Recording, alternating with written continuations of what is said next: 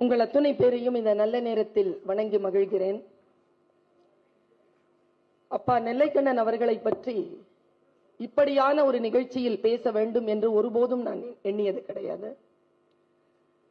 உங்களுக்கும் இங்கே இருக்கக்கூடிய அனைவருக்கும் அவருக்கும் எத்தகைய அரசியல் இலக்கிய சுவை தொடர்பு என்று எனக்கு தெரியாது. எனக்கும் அப்பா நெல்லைக்கண்ணன் அவர்களுக்கும் தமிழ் தொடர்பு. நான் பேச தொடங்கிய காலகட்டம் என் மாணவ பருவம் முதல் நான் பார்த்து என்னை செதுக்கிக் கொண்ட ஆசான்களில் ஒருவர் ஐயா நெல்லைக்கண்ணன். அவ்வளவு ஒன்றும் சுலபமாக இருக்கவில்லை அவரோடு என்னுடைய மேடை பகிர்வுகள். சின்ன பிள்ளைதானே, என்னை என்னைக்குமே மன்னிச்சு விட்டதில்லை. ஒருபோதும் இவர் நம்மளை ஏத்துக்கவே மாட்டாரோ, நம்மள ஒரு பேச்சாளரா இவர் கருதவே மாட்டாரோ என்கின்ற ரௌத்ரத்தோடு தான் பல நேரங்களில் அவரோடு நான் மேடையை பகிர்ந்திருக்கிறேன். ஒன்னும் இல்ல, கீழே இருக்கும் இறங்குற போது என்ன சாய்பு பொண்ணு அப்படிம்பார். பர்வீன் சுல்தானா என் பேரு, ஏன் என்னுடைய மத அடையாளத்தோட என்ன கூப்பிடுறீங்க, நீ சாய்பு பொண்ணு தானே அப்படின்ட்டு போயிடுவார். அதுக்கு மேல ஒண்ணுமே சொல்ல முடியாது அவர்கிட்ட. நான் அவரை கூர்ந்து கவனிப்பேன். ஒரு முறை உட்கார்ந்து பேசிக் கொண்டிருக்கின்ற பொழுது, அப்பா உங்களுக்கு பிடித்த ஒரு குரல் சொல்லுங்களேன்னு கேட்டேன். எல்லா குரலும் தான் பிடிக்கும், இந்த தாடிக்காரன் என்னென்னமோ எழுதிட்டு போயிட்டான், இந்த மக்களுக்கெல்லாம் சொல்லக்கூடிய நிலையில என் மனசுல எப்பவுமே இருக்கிற ஒரு குரலை சொல்லுதேன். இன்னும் பசுமையா ஞாபகம் இருக்கு அவர் சொன்ன அந்த குரல். ஓதி உணர்ந்தும் பிறர்க்கு உரைத்தும் தான் அடங்கா பேதையில் பேதையர் இல் என்று சொன்ன அந்த ஒற்றை குரலை தன்னுடைய மனதிலே எழுதி வைத்துக் கொண்டிருந்த பெருந்தகைதான் நெல்லைக்கண்ணன். அவர் என்ன சொல்லுகிறாரோ அவர் அதை நம்புகிறார். ஒரு பேச்சாளராக நான் அவரை அன்னார்ந்து பார்க்கின்ற பொழுது அவரை மாதிரி வேகமா பேசிடவே முடியாதுங்க. எனக்கு தெரிஞ்சு நான் ஆச்சரியப்பட்டு நின்றிருக்கிறேன். ஒரு ஜெனரேஷன் இருக்கு, இப்ப Z ஜெனரேஷன் இருக்கு. அண்ணன் சீமான் பேசும் பொழுது அவருக்கு ஒரு ஸ்டைல் இருக்கு.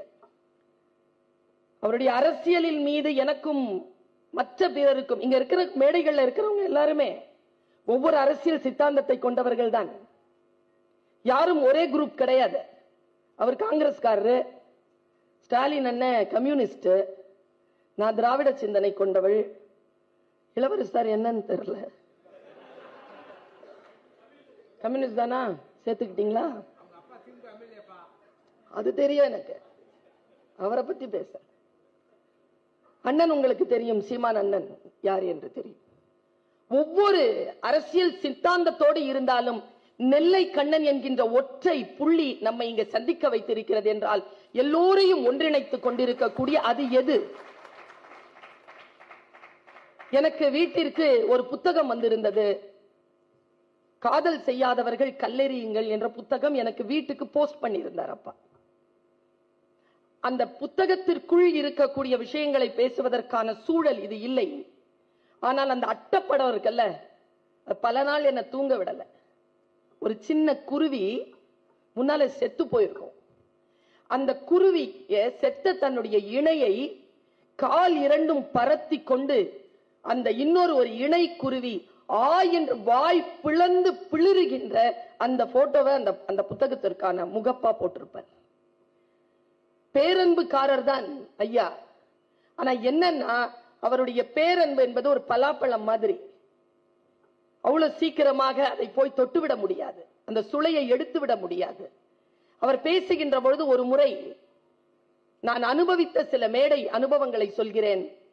ஒரு முறை அவர் பேசிக் கொண்டிருந்த பொழுது குற்றால குறவஞ்சி பேசுறார். நானும் போய் அதே குற்றால குறவஞ்சி தான் நானும் பேசுறேன்.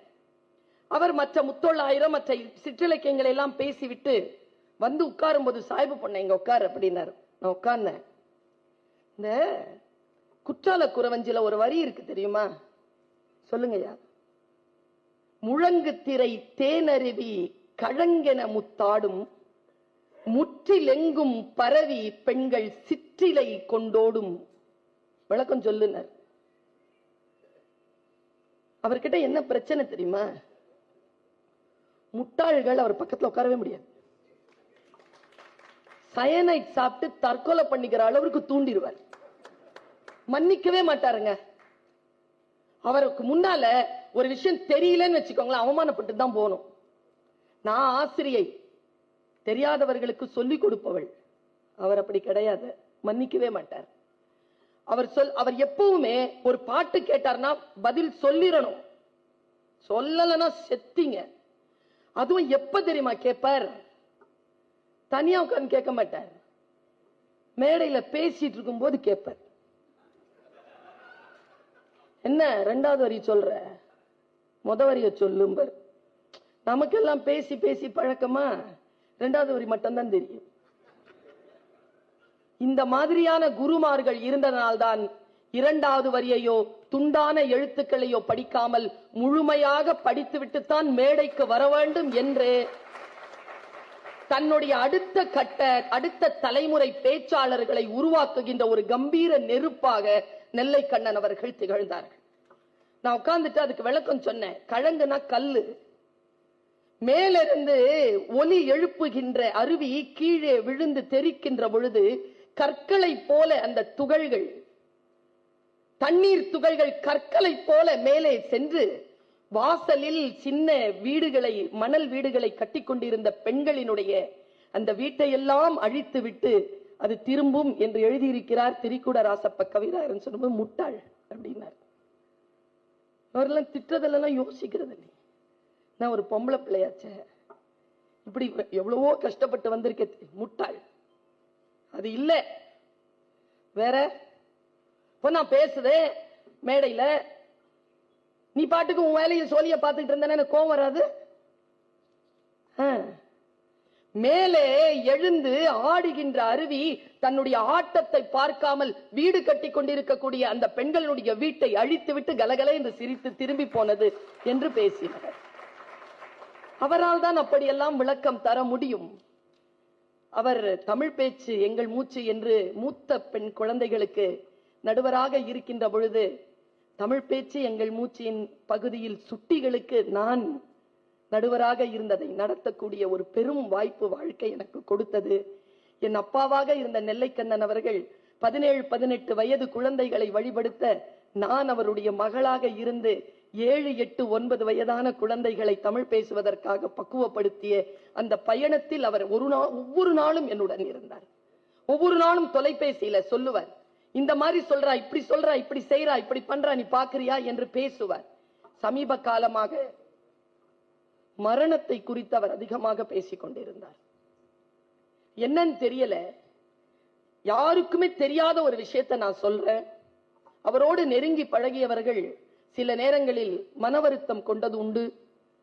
எப்பவுமே ஒரு 4 கேள்வி கேட்பாரு. நீங்க வந்தீங்கன்னா உங்க ஜாதகத்தை எடுத்துருவார். 4 கேள்விதான். எதுக்காக கேட்கிறாருன்னு தோணும். அப்பா பேர் என்ன, எந்த ஊரு, கல்யாணம் ஆயிடுச்சா, இந்த மாதிரி 4-5 கேள்விகள் கேட்பார். கேட்டுட்டு நான் யோசிப்பேன், எதற்காக முன்னால் இருக்கின்ற மனிதர்கள் மீது இவருக்கு என்ன அப்படி ஒரு தோண்டுதல், எதுக்கு அப்படி கேட்கிறார்? ஜாதிக்காக கேட்கிறாரோ, எந்த ஜாதிக்காரன்றதுக்காக கேட்கிறாரோ என்றால் பிறகுதான் தெரிந்தது அவர் ஜோசியத்தில் வல்லுவர். 4 கேள்விதான் கேட்பார். உங்களுடைய பரம்பரை ஹிஸ்டரிய கடகடன் எடுத்து போட்டுருவாராம். அந்த அறிவியல் நுட்பம் தெரிந்தவராக, ஜோசியம் தெரிந்தவராக அவர் இருந்திருக்கிறார். அவரிடத்தில் நெருங்கி பழகியவர்கள் அந்த பேருண்மையை சொன்னார்கள். இன்னொரு விஷயம் என்ன தெரியுமா? பேசுறது மட்டும் இல்லைங்க நெல்லைக்கண்ணன் ஐயா. தான் எதை பேசுகிறாரோ அதை நம்புகிறார்னு சொன்னல, அலோபதி மெடிசனை சாப்பிடவே இல்லைங்க கடைசி வரைக்கும். சாப்பிடவே இல்லை.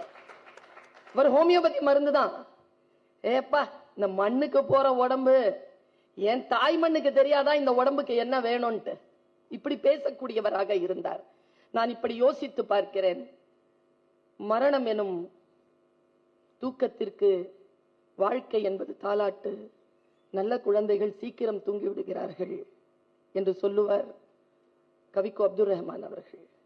77 அகவை என்பது அவருடைய கம்பீரமான தோற்றத்திற்கு இவ்வுலகை விட்டு நீங்கக்கூடிய ஒரு வயது கிடையாது. அவர் இன்னும் பல காலம் வாழ்ந்திருக்க வேண்டும்.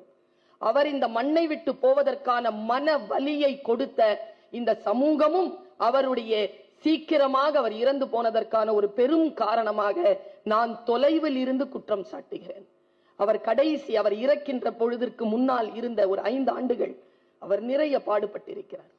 இந்த சமூகத்தில் அவர் பேசுவதற்காக அவர் சந்தித்த போராட்டங்கள் மிக அதிகம். மக்கள் பேச்சை கேட்டு கைத்தட்டுகிறார்களே தவிர அப்படி பேசக்கூடியவர்கள் இந்த மக்களுக்காகத்தானே அவர் பேசினார் என்று அந்த மக்கள் அவர் கீழே சரிகின்ற பொழுது, அவருக்காக துணை நிற்காமல் போகின்ற பொழுது அந்த மனம் படுகின்ற பாடு எவ்வளவு அதிகம் என்பதனை நெல்லை கண்ணன் ஐயா அவர்களுடைய வாழ்க்கையில், அவருடைய பேச்சில், அவருடைய வாழ்க்கையின் போக்கில் பல பேர் கண்டிருக்கிறோம். சமீப காலமாக அவர் மரணத்தை பற்றி பேசிக் கொண்டிருந்த பொழுது அவருடைய பேச்சை நீங்க கேட்டு பாருங்க, அதுல ஒரு நுட்பம் கிடைக்குங்க. மரணத்தை பற்றி ஒரு நுட்பம் கிடைக்கும். சும்மா அவர் சீமான் அண்ணன் வந்து நெல்லைக்கண்ணன் ஐயாவுக்கு இந்த மாதிரியான விழாவெல்லாம் தூக்கி பிடிக்கல, யாரோ போகிற போக்கில் இருக்கிறாருங்கிறதுனால இல்ல. அடிப்படையில் தமிழர்களாகிய ஒவ்வொருவரும் தூக்கி நிறுத்தக்கூடிய புகழ்மிக்க பல பணிகளை செய்தவர் நெல்லைக்கண்ணன் ஐயா அவர்கள். இதை நம்ம மறுக்கவே முடியாதுங்க. தனிப்பட்ட முறையில் அவர் மீது இருக்கக்கூடிய கோபங்கள் அவருடைய வாழ்க்கையினுடைய பணியை கண்டிப்பாக எந்த ஒரு போர்வையாலும் போர்த்தி மறைத்து விட முடியாது. நான் இப்படி யோசிக்கிறேங்க. தமிழ் மரபு மட்டும்தான், அது மற்ற எந்த இனத்திலையும் கிடையாதுங்க. சாவை தமிழன் கொண்டாடுவான், பார்த்திருக்கீங்களா? செத்தவர்களை கொண்டாடுகின்ற பழக்கம், சாவை கொண்டாடுற பழக்கம் நமக்கு இருக்குங்க. இவர் கடைசியாக இவருடைய விருப்பம் என்னவாக இருந்தது தெரியுமா? சுகாவுக்கு தெரியும். கடைசியாக அவருடைய விருப்பம், எவன் ஒருவன் மரணம் அடைந்தாலும் மரணம் அடைகின்றவன் மகிழ்ச்சியாக ஆனந்தமாக இருக்க வேண்டும் என்பதிலே உறுதியான சித்தாந்தத்துடன் இருந்தவர் ஐயா நெல்லைக்கண்ணன். நான் யோசிச்சு பார்க்கிறேன், நான் சிறிய பெண் தான், அவ்வளவெல்லாம் சிந்திக்கக்கூடிய ஆற்றல் இல்லைதான். ஒன்று சொல்லுகிறேன், நெல்லைக்கண்ணன் ஐயா அவர்கள் இந்த நூற்றாண்டில் வாழ்ந்திருக்கிறார் என்றால் அவருக்கு பதிலாக மற்றொரு சான்றோரை எடுத்து வைக்கக்கூடிய இடம் இன்னும் தமிழகத்தில் காலியாகத்தான் இருக்கிறது என்பதனை மட்டும் நாம் புரிந்து கொள்ள வேண்டும். நான் இப்படி யோசிக்கிறேங்க. பாருங்க, குழந்தை பிறக்குது, குழந்தை அழுவுதுங்க, சுத்தி இருக்கிறவங்க சிரிக்கிறாங்க. வாழ்க்கையினுடைய வட்டத்தில் மரணம் அடைகின்ற பொழுது சுற்றி இருக்கின்றவர்கள் அழ வேண்டும், மரணம் அடைகின்றவன் சிரிக்க வேண்டும். இதுதாங்க வாழ்க்கையினுடைய வெற்றி. நாம பிறக்கும் போதும் அழுகுறோம், சாகும் போதும் அழுகுறோம். கூட இருக்கிறவன் பிறக்கும் போதும் சிரிக்கிறான், சாவும் போதும் சிரிக்கிறான்னா வாழ்க்கை தோல்வி அடைந்திருக்கிறது என்று அர்த்தம். ஆனால் ஐயா நெல்லைக்கண்ணன் அவர்களுடைய வாழ்க்கையில் தன் மரணத்தை முழுமையாக உணர்ந்த ஒரு சித்தராக அவர் இருந்தார். நாம எல்லாருமே அவருடைய கம்பராமாயண பேச்சை பற்றித்தான் பெரிதாக பேசுவோம். உண்மையில் அவருடைய காணொளிகளை நான் இது உங்க எல்லாருக்குமே சொல்றேன். நம்ம உட்கார்ந்து யூடியூப்லயோ மற்ற விஷயங்களோ என்னென்னமோ கேட்கிறோம்ல, ஒரு தவமாக இருந்து நெல்லைக்கண்ணன் ஐயாவனுடைய பேச்சை முழுமையாக கேட்டு முடித்தல் என்பதனை நீங்க ஒரு வருஷம் டைம் எடுத்துக்கிட்டீங்கன்னா கேட்டு முடிக்கலாம். அவ்வளவு பேச்சு பேசியிருக்க. பாரதியை பற்றி, திருவள்ளுவரை பற்றி, கவியரசு கண்ணதாசனை பற்றி, கம்பரை பற்றி, இதை பற்றி பேசுவதுதானே தெரியும். சித்தர்களை பற்றி மிக வெளிச்சமாக சத்தம் போட்டு பேசிய ஒரு மிக முக்கியமான இலக்கிய ஆன்மீக சொற்பொழிவாளர் நெல்லைக்கண்ணன் அவர்கள். மிக முக்கியமான பேச்சு அது. சித்தர் இலக்கியங்களை பற்றி, சித்தர்களை பற்றி அவர் பேசியது. நாம் மேற்கத்திய கலாச்சாரத்திற்கும் வெளிநாட்டிலிருந்து வரக்கூடிய கலாச்சாரங்களுக்கும் மதிமயங்கி போயிருக்கின்ற பொழுது இந்த தேசத்தில் இருக்கக்கூடிய எத்தனையோ விஷயங்கள் நமக்கான சுய அடையாளமாக இருக்கின்றன என்பதனை தூக்கி பிடித்து ஒவ்வொரு தடவும் கூக்குரலிட்டு பேசியவர் நெல்லைக்கண்ணன் ஐயா அவர்கள். அவர் எப்பவுமே ஜாதி பேசுவார், நானே பார்த்திருக்கேன், வெளிப்படையாவே பேசுவார். ஆனால் அந்த பலாப்பழத்தின் சுளையில் இருக்கும் உண்மை என்ன தெரியுமா? அவரோடு பயணித்தவள் 25 ஆண்டு காலம், நான் சிறிய பிள்ளையாக இருக்கின்ற பொழுதே அவரோடு மேடைகளை பகிர்ந்து கொண்டவள் என்பதற்காக சொல்லுகிறேன். 1000 உண்டிங்கு ஜாதி, எனில் அந்நியர் வந்து புகழ் என்ன நீதி, ஒரு தாயின் வயிற்றில் பிறந்தோம், சண்டை செய்தாலும் சகோதரர் அன்றோ என்கின்ற அந்த ஒற்றை வரிதான் நம்முடைய நெல்லைக்கண்ணன் ஐயாவினுடைய மிக உன்னதமான வரியாக இருந்தது. அவர் எதை பேசினாரோ அதை நம்பினார். தமிழ் மீது, தமிழ் மக்களின் மீது, தமிழ் பேர் இலக்கியங்களின் மீது அவர் வைத்திருந்த பற்றினால் அவர் நிறைய வாசித்தார், நிறைய பேசினார். தன் கம்பீரம் குறையாமலேயே அவர் வாழ்ந்தார், பேசினார், மறைந்தார். அவரை பற்றி 1000 விஷயங்கள் இருக்கட்டும், மரணம் ஒருபோதும் மனிதர்களை புனிதராக்கி விடாது. ஆனால் மரணம் அடைந்ததற்கு பின்னால் அவரை யார் கொண்டாடுகிறார்கள் என்பதனை வைத்துத்தான் அவருடைய வாழ்க்கையின் உன்னதம் வரலாற்றில் பேசப்படும். இதோ சீமான் அண்ணன் அவர்கள், நெல்லைக்கண்ணன் ஐயா அவர்களை தூக்கி பிடித்திருக்கிறார்கள் என்றால் தமிழ் இனத்திற்கான ஒரு அடையாளமாக நெல்லைக்கண்ணன் ஐயா அவர்களுடைய பெயர் வரலாற்றில் எழுதப்பட்டிருக்கிறது. அந்த நினைவேந்தல் நிகழ்ச்சியில் நானும் வந்து பேசினேன் என்கின்ற பெருமையோடு உங்கள் அத்துணை பேருக்கும் நன்றி தெரிவித்து இடம் சார்